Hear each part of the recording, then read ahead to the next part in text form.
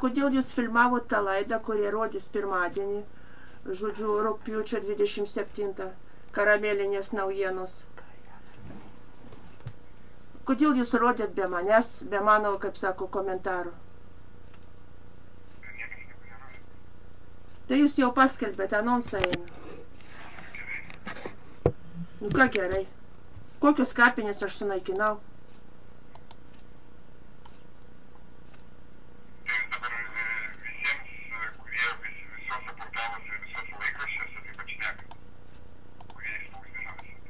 Tai čia yra melas.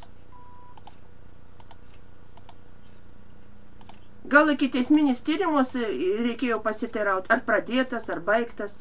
Kur yra nuosprendis, teismo ar prokurorų nutarimas? O kodėl jūs kišat mano pavardę prie kažkokios Tapenko kapinių? Prie ko čia aš aplamai? Aš ten nebuvau niekada, aš Kaune buvau. Apie kapinės, kurias jūs rodysit per karamelį. Tai jūs rodysit laidą. Aš žinau jau, ką jūs rodysit. Tai tos laidos negali būti, suprantat?